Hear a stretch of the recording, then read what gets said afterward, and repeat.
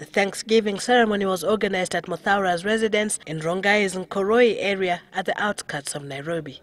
Friends and family were invited to wine and dine to celebrate what appears to be a new beginning for Muthaura, who until the 11th of March this year carried the tag of an international criminal court suspect and the burden that comes with it.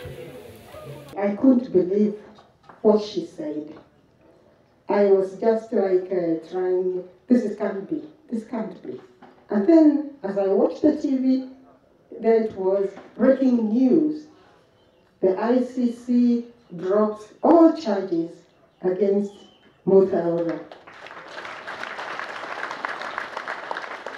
I was hearing my father explaining the situation day in, day out to new people. Sometimes I wondered whether it was too painful, but I think it really gave him a chance to really have the opportunity to declare repeatedly his innocence, because it was so certain. During an earlier news conference where he gave his initial reaction to the new development, he steered clear of speculation over the fate of his former co-accused at the ICC. Today, however, at the comfort of his homestead, he did. They are going to win this case because I strongly believe the case was terribly polluted. It's not a fair case. The whole process of evidence gathering was totally polluted. His friends from the political and civil service circles were invited to the occasion and were also given the opportunity to say a word about Muthaura's predicament since the indictment, the relief of knowing he was free at last, and even more crucial to them, why he and the remaining ICC suspects should never have found themselves at The Hague in the first place. Little did we know that this statute, which I appended a signature on behalf of the Republic of Kenya at 2 a.m. in August 1998, would come to torment my friend, Ambassador Muthaura.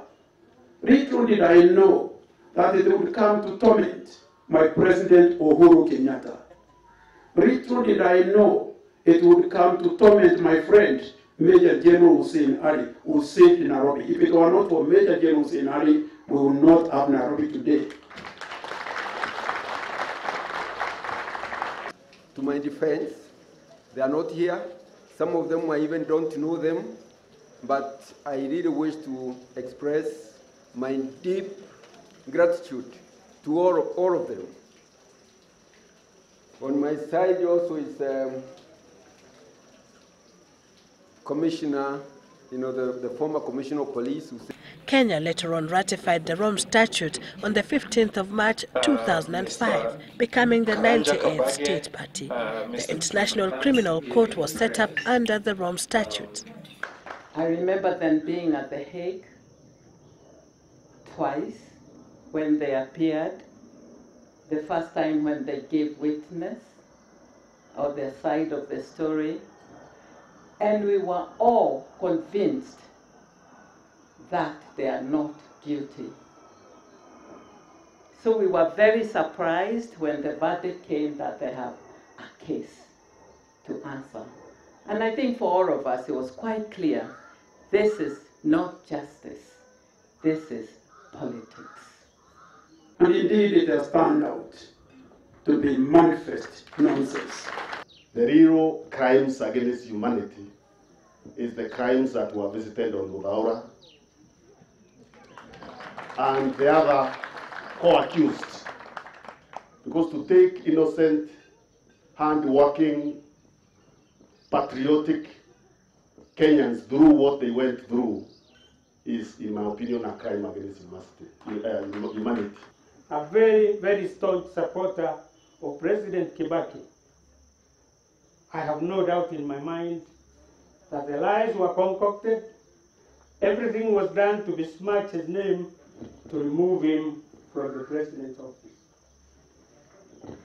If this country were as patriotic as it should, none of us would be at The Hague because there is no reason.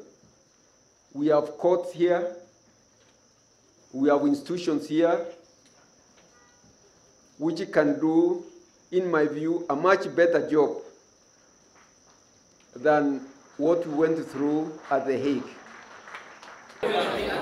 Muthaura and his friends spoke just as the ICC prosecutor Fatou Bensouda put on a brave face, saying that the recent reports of the withdrawal of prosecution witnesses against President-elect Uhuru Kenyatta would not jeopardize her case.